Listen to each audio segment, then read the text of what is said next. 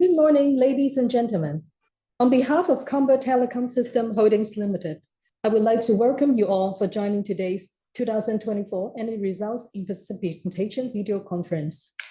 In today's meeting, there will be a presentation followed by Q&A section.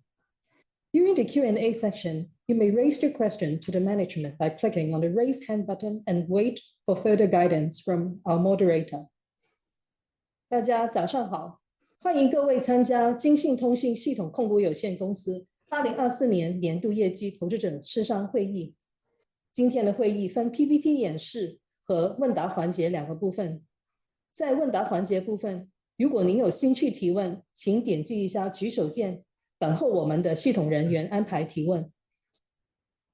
The senior management joining us today are， 请容许我介绍今天出席的管理层，他们分别是 The Chairman, Mr. Fok Dong Ling， 主席霍东林先生 Executive Director and President of the Group and President of Combo Telecom System International Limited, Ms. 霍心如，执行董事兼集团总裁及金信国际总裁霍心如女士 and Executive Director and Group CFO, Mr. Ken Chang， 执行董事兼集团首席财务官张飞虎先生。Now, may I invite Mr. Ken Chang, Executive Director and Group CFO, to present the financial highlights for the year of 2024. 现在，我们邀请执行董事兼集团首席财务官张飞虎先生为大家介绍2024年度财务摘要及回顾。Mr. Chang, please. Good morning, everyone. First of all, I would give some financial highlights on the Comba.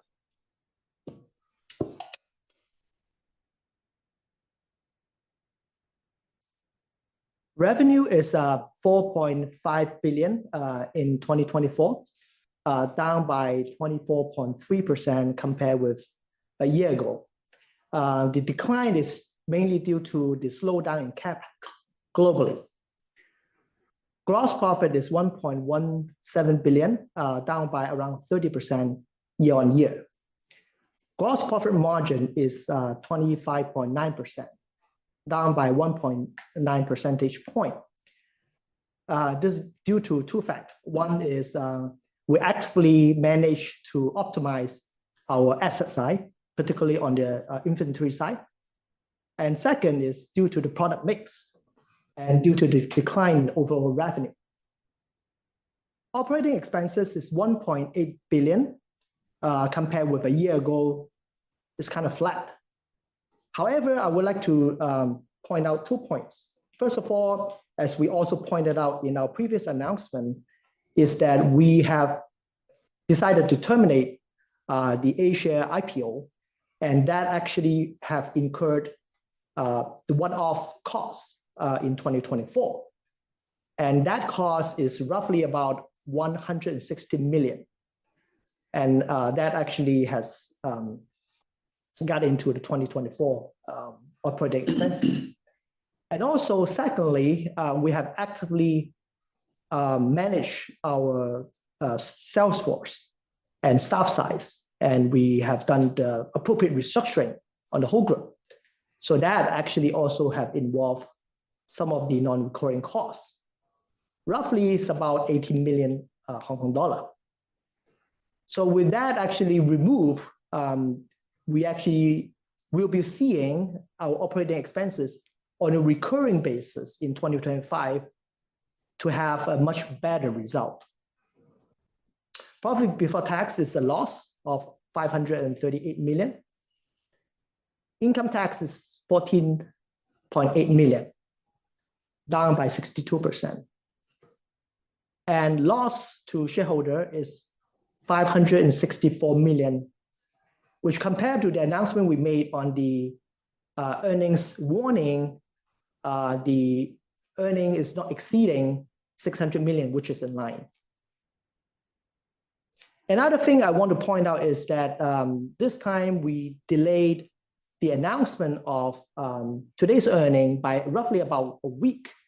And this is due to the fact that on the Laos accounting side, because Laos as a country has been classified as a hyperinflation country in the fourth quarter of 2024.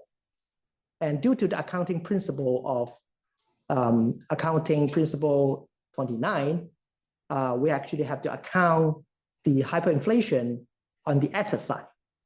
And also we have to adjust the currency appropriately. And all in the effect, basically, the impact to our group is actually minimal. On the profit and loss side is slightly positive. Actually, it cut down our loss slightly. And on the asset side, particularly on the net asset side, it reduced the net asset by roughly about 200 million. The goodwill on the Laos operator, ETL, has reduced by roughly about 150 million Hong Kong dollar. And the intangible asset side on the ETL has reduced by also around 150 million. So in other words, on the asset side of the company actually become much more optimal and much more healthier for the company to operate in the future. So because the operating expenses has been flat compared with a year ago, and as the revenue has reduced, so as a percentage of revenue of the OPEX has increased. So first of all, the finance cost, we have seen a reduce on the finance cost. However, if we look at the finance cost as a percentage of interest-bearing debt, if we look at interest-bearing debt itself, is actually a slight increase, roughly about 850 million Hong Kong dollar at the end of 2024. However, if we look at the finance cost as a percentage, it's roughly about 3.5%, 3.7% compared with a year ago, around 7%. So the interest expenses we are paying has been substantially reduced due to a more optimal borrowing structure. Income tax has come down by 62%. Other expenses is a pretty large increase that is due to a one-off non-recurring cost due to the fact that we have decided not to do the Asia IPO. And that is roughly about, as mentioned, that is the cost come to the other expenses is roughly about 130 million. And the other 30 million of the IPO related costs go mainly to the admin expenses. And for the admin expenses and selling expenses have come down respectively. Also, as I explained, the IPO costs also come into the admin expenses. But also, we have done the actively restructuring on the company that also we incurred some of the one-off and non-recurring costs that go mainly into admin expenses and selling expenses. And also, if you look at our annual report in the staff number, you actually see a reduction in the staff force. So selling expenses also has come down, and R&D expenses as a percentage of revenue actually has gone up. This actually means our determination to keep on investing on R&D.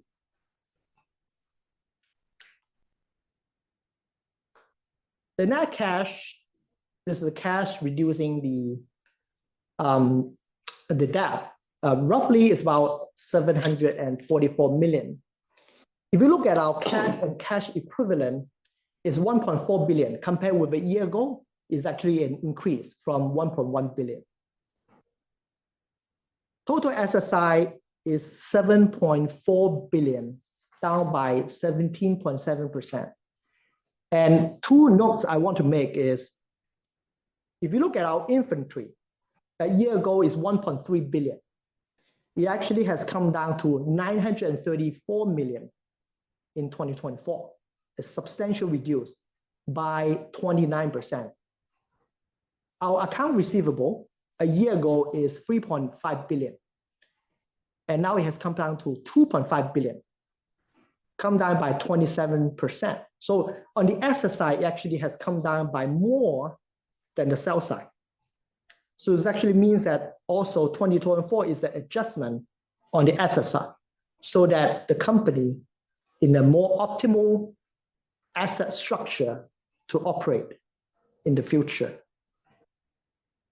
The net asset side has come down by 21% to 2.6 billion.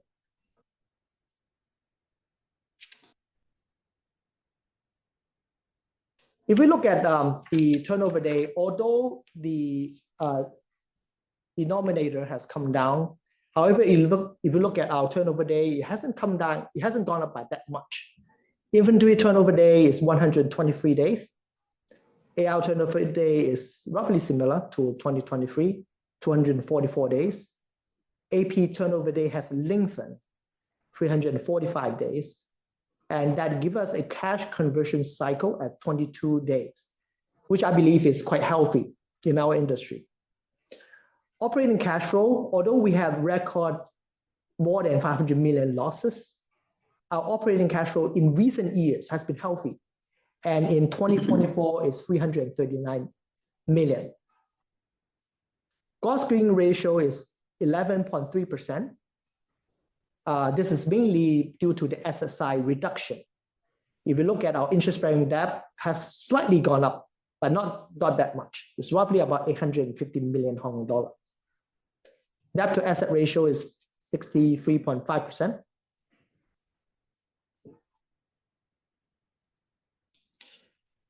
So look at our interest-bearing debt and gearing ratio over the last 5 years. We can actually see that we actually have hit the bottom in 2023 at around 8.8%. And it steadily has climbed up to 10.2% in the interim result. And at this year end is 11.3%. It's still lower than what we have seen 5 or 7 years ago. And we believe this structure is still optimal and healthy. Also, if we look at our operating cash flow, we only have one negative operating cash flow over the last 10 years. And although this year loss, we still have a positive on the operating cash flow side.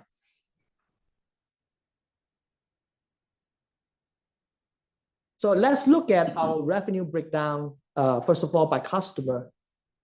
So the 3 major operators in mainland China account for 30.1% of total revenue. If we add China Tower into the 3 operators as a percentage, is close to 38%. And China Telecom revenue go up by 9.2%, and the others has come down. One major highlight is that our international and core equipment makers in the whole pie right now has gone up to close to 50% of our whole total pie. And compared with the domestic mainland market, the international market on a relative basis has been more resilient. It has come down by around 8% year on year. Others come down by 21.9%. And our Laos operator ETL currently account roughly about 4% of total revenue.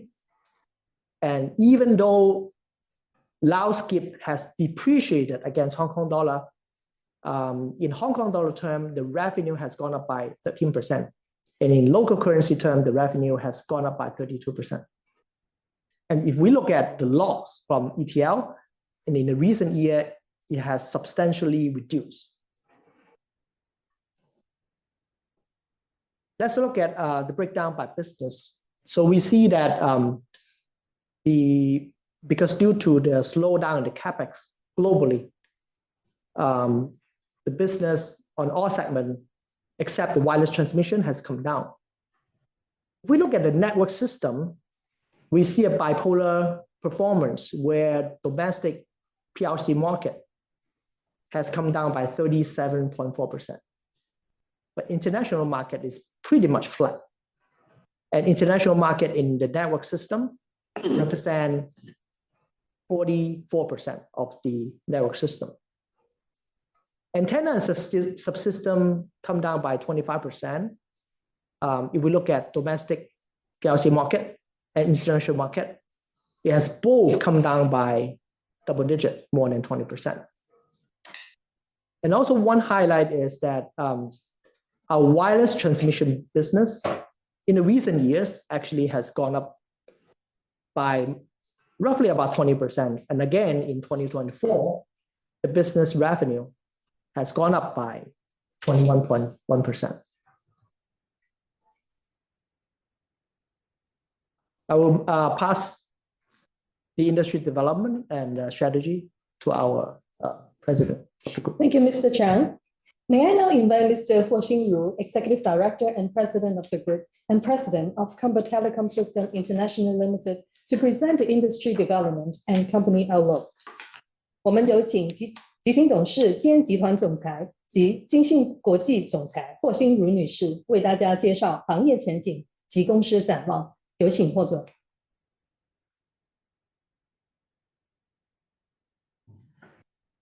Hello, everyone.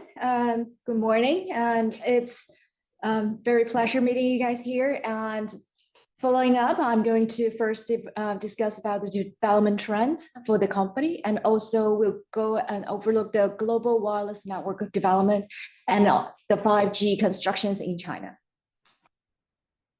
So overall, since the year of 2024, we've seen a global telecommunication operator CapEx experience an overall slowdown, both for developing and developed countries, mainly due to the very high interest rate for majority parts of the year.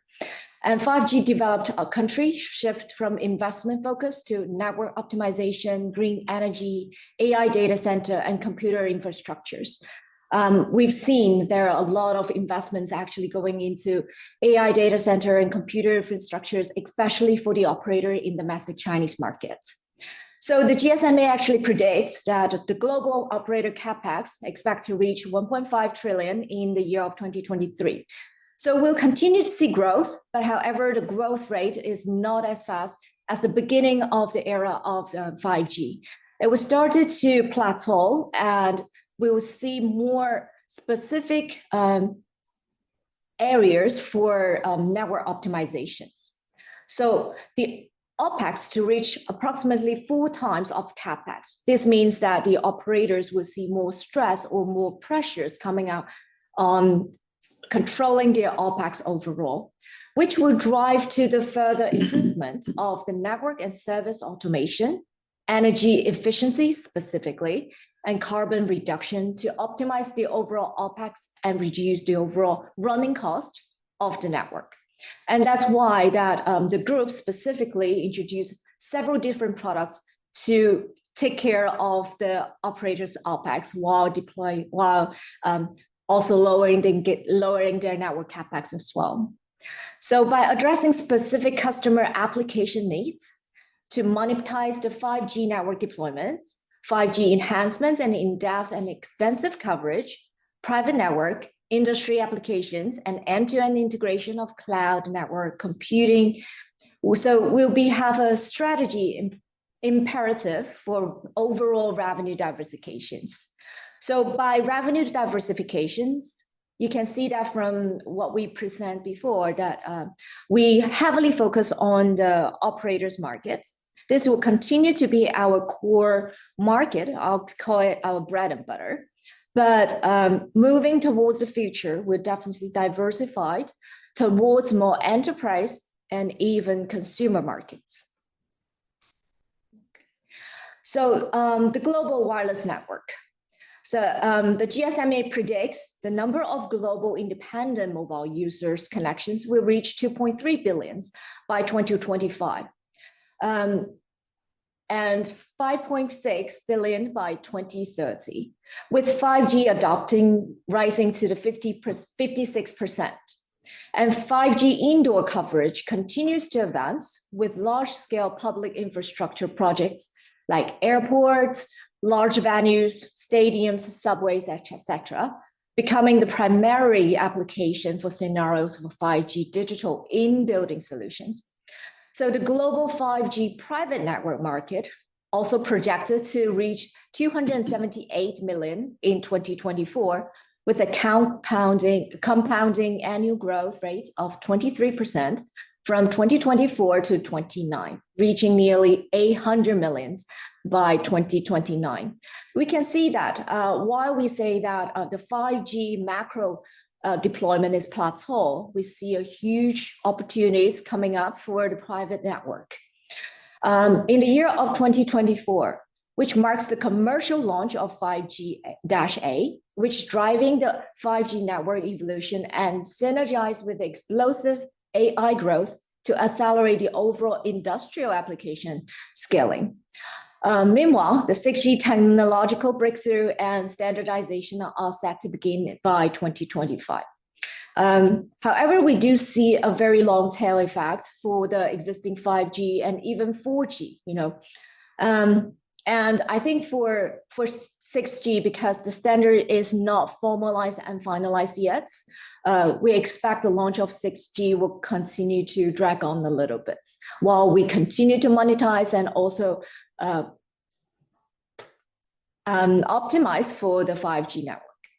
The number of licensed cellular IoT connections is projected to reach 5.8 billion by 2030, supporting smart cities, smart manufacturing, and other fields through 5G local area networks, IoT private network, and edge computing services.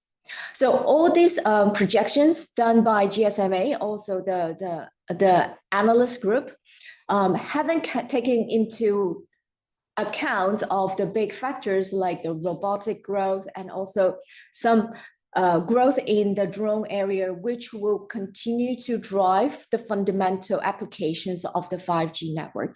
So from our perspective, the demand for 5G and also 5G-A will continue growth and maybe slightly higher than the analyst body expected. Getting back to China, which is one of the biggest 5G network that we have so far. By the end of 2024, China will have a total of 12.6 million mobile phone base stations, which includes 4.25 million 5G base stations, accounting for 33% increase, 4.5 compared to the year of 2023. With a net addition of 874,000 stations. 5G investments is progressing steadily and really focusing on deep coverage and enhancing network support for key scenarios, with approximately 85% of the overall applications expected to occur indoor by 2025, which means we foresee that the overall macro deployment for China is almost done. But moving forward, there are a lot of network coverage and network optimizations, and including rural coverage and also especially in building for high density, high capacity areas that still need to be done, which we have seen it for the year of 2024 and also going aggressively in the year of 2025. We also see that in the operators' planning regarding their network optimizations. 5G-A actually brings a lot of opportunities. The new focus is really on the AI applications, cloud computing, IoT, vehicle to everything, and drone, and specifically robotic as well. So those become the fundamental 5G or network growth drivers. The number of licensed cellular IoT connections in China will reach 4.1 billion in 2030. And the integration of the overall cloud network computing in the scenario, in different scenarios will unleash the potential of all these applications. And you can see that for the scenarios that we're listing here, most of those really focus on the in-buildings. And the continued development of 5G private network will see the manufacturing sector leading the Chinese market growth in the Industry 4.0 era. This is also a general trend we see in the global level too. So next one, I'm going to talk about the overall development opportunities for the company, given the macro overview, both globally and in domestic China. And I'm going to give a very brief introduction of our antenna products and network product as well. And finally, I'm going to close with the overall operating strategies for the company. So given the macro environments and also the industrial trend that we discussed just now, what are the development opportunities for the companies? Firstly, the operators expand the network coverage from extensive to in-depth, which means they move from macro to specific indoor, in-building, high-density areas. This gives us a very, very good positions, given that our specialties are in buildings and also small cells. So developing country progressively deploying the transition from 4G to 5G network. So there are quite a lot of macro 5G network deployment opportunities available globally in different parts of the world. So our global 5G in-building distribution also facing an upgrade, especially in developed countries. Operators focus on low carbon, eco-friendly energy saving and cost reduction with better efficiency. As I discussed just now, the total OpEx of for the operators after deploying the 5G has significantly gone up, which gives them quite a lot of pressures to control their OpEx overall once the CapEx investment is in. And that's why we develop product that helps the operator to significantly lower their OpEx and maximize their overall network performance. Fourthly, the integration of the overall cloud, network computing, and industry intelligence. And especially, I'm going to talk about the 5G plus vertical growth, specifically for 5G private network. Firstly, for antenna products. So global operators are initiating the constructions of 5G-A with an overall global demand of BSA exceeding 6 million units in the next 3 years. So we can see that even though China almost plateau on our overall macro deployments, they are still operators in the developing countries or the operators in the tier 2 or tier 3 start to deploy their 5G network. The development of the overall green and low carbon wireless network combined with AI is driving demand for the overall green antennas and smart management feeding system in the 5G-A era. So that's meaning that we developed green antennas specifically for low loss, high efficiency to help the operator to maximize their CapEx or maximize their return on investment on CapEx and lowering their overall OpEx. We can see that the adoptions of green antennas has been widely accepted and adopted globally in both the international market and the domestic Chinese market. Here we just list a few major operators in markets that has been adopted green antenna technology on a global basis. So talking about a product, the new generation of green antenna has enhanced the overall energy conversion efficiency of the BSA by 20%. These empower the operators' green and low carbon transformation, improving the overall network quality and catalyze the overall BSA upgrades and replacement demand. Because through a lot of POC that we've done in the year of 23, that we've done with some major operators in Europe, it shows that by adopting the green antennas, it not only increase the overall cell coverage for specific stations, but it would also increase the data transmission capabilities of specific on single base station too. Alternatively, the operator has another option by tuning down their power consumptions by lowering the power output of the base stations so that they can significantly control their electricity bills. This idea has been adopted widely, especially in countries in Europe and also start to become a global trend for all tier 1 and tier 2 operators. So for our product, we really focus on sustainable developments. Our green product is not solely by using the product itself, but on the overall product life cycle too. So the product itself is energy saving and high efficiency, but on the product packaging and overall disposal of the product, we also take into account the overall carbon emission and the energy eco-friendly cycles. Okay, so for the antenna products, besides the traditional green antennas that covers only the land, we also start to have variations to cover both land and sea. We start to see that by adoptions of drones and robotics in a wider areas, the coverage of the existing traditional cellular network to expand significantly on the air and sea regions too. So we developed green antenna solutions to cover both air, land, sea, and stereoscopic. All scenes is in full commercial use, which will bring continuous performance increments and also drive increased demand for these kind of antennas. Going to network system, this is what we foresee as one of the key growth area for the coming 3 years for the company. In the international market, the indoor coverage service steadily increase. We see active expansion into indoor distribution and 5G LTE enterprise private network markets. So this is mainly driven by 2 factors.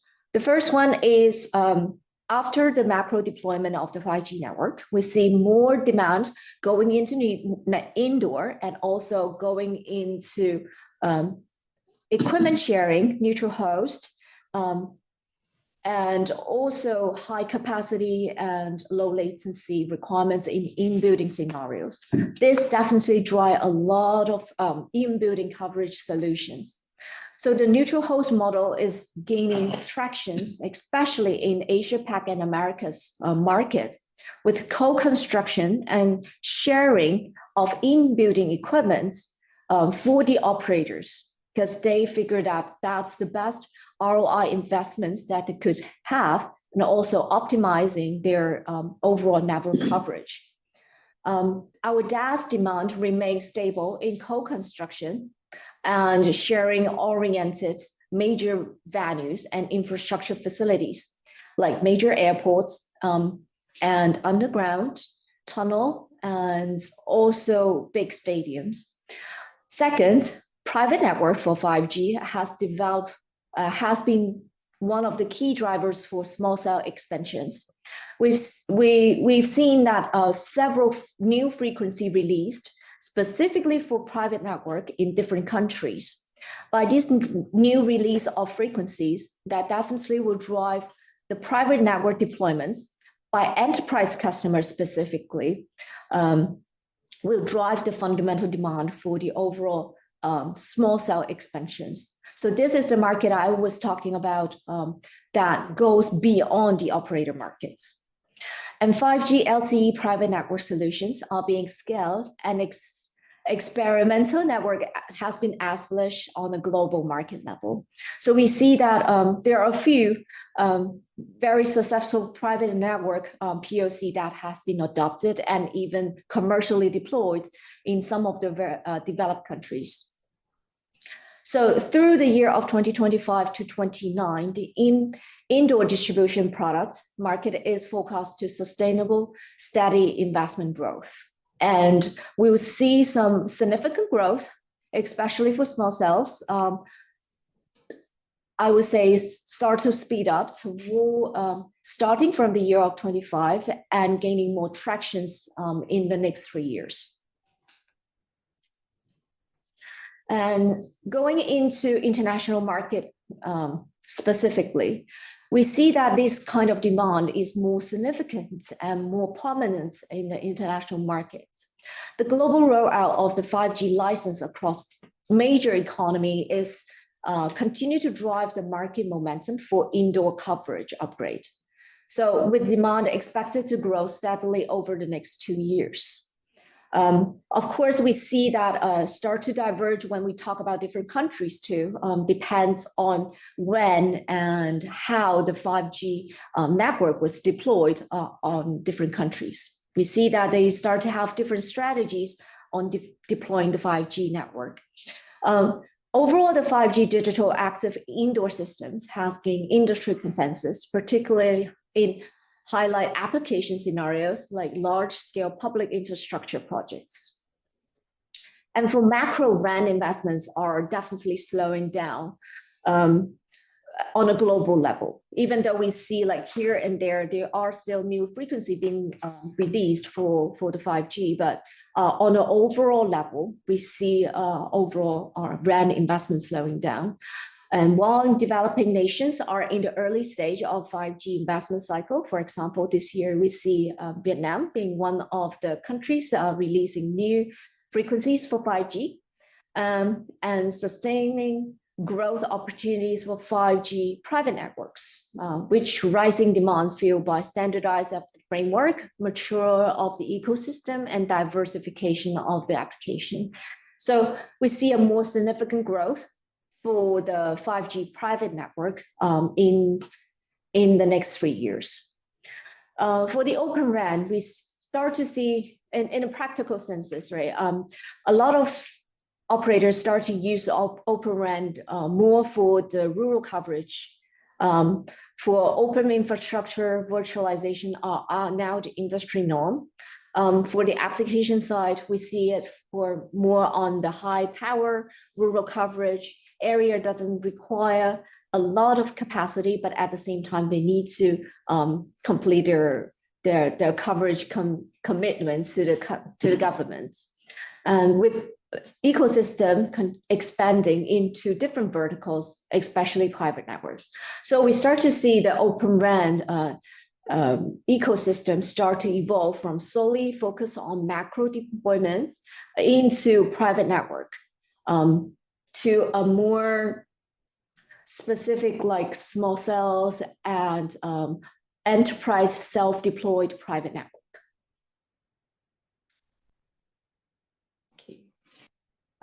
Just a quick touch on the overall Chinese markets. So the Chinese market operators and industries benefits from targeted policy-backed initiative with clear demand for precision network coverage. Comba's all scenario product solutions actually has been and will continue to be the market leader in this specific area. The signal upgrade, specifically initiative driven by the operators, starting in the year of 25, will be one of the major driving force for the network system products.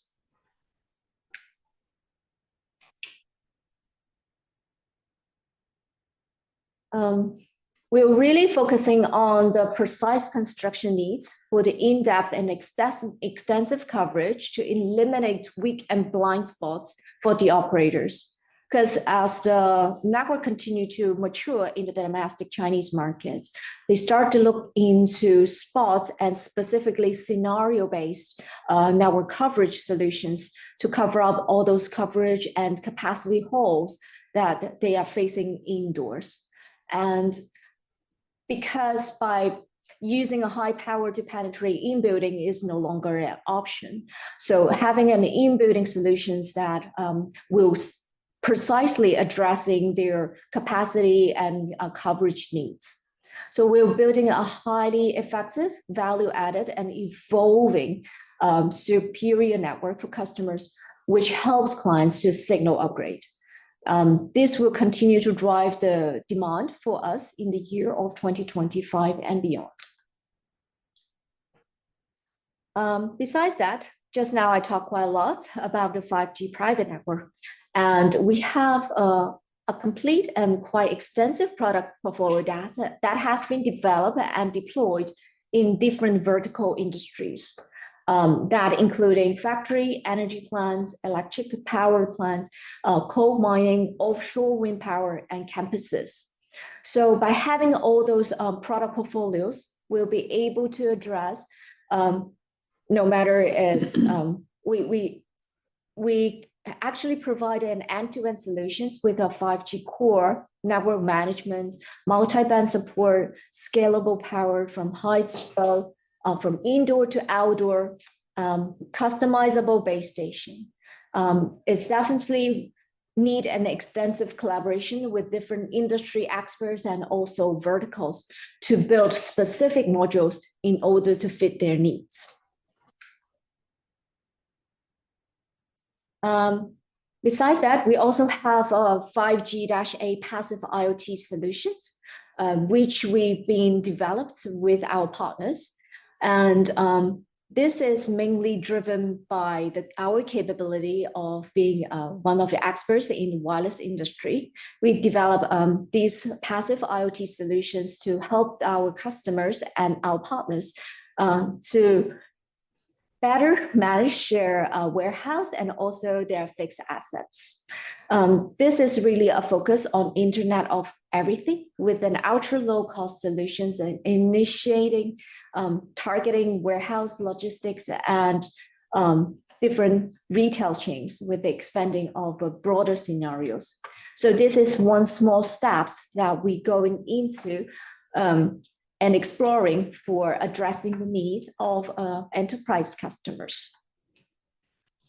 So for our overall strategy, development is definitely one of our key strategies going forward. We'll continue to deepen the presence in operators market and really fully utilize our professional expertise to explore the enterprise and consumer markets, especially on network products. And secondly, we'll continue to innovate, enhance our R&D capabilities to maintain our industry leading positions, specifically in wireless industries.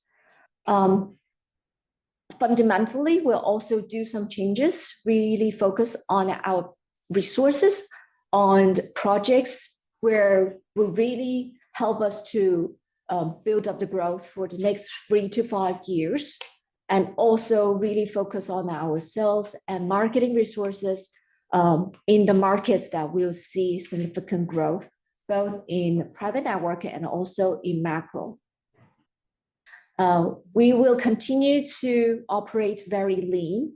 And we just now, as Ken mentioned, that we've done quite some work in the year of 24 to reduce the overall management and admin cost. But we will continue to do that in the year of 25. We'll continue to do the reducing of total operating expenditure significantly to boost our overall organization efficiencies. Because from my perspective, given the era of AI has arrived, there are a lot of digitizations and also optimizations and automations that we can do in order to improve our overall operational efficiencies.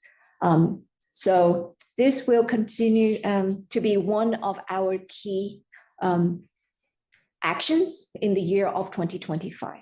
And this concludes my presentation today. And thank you, everyone.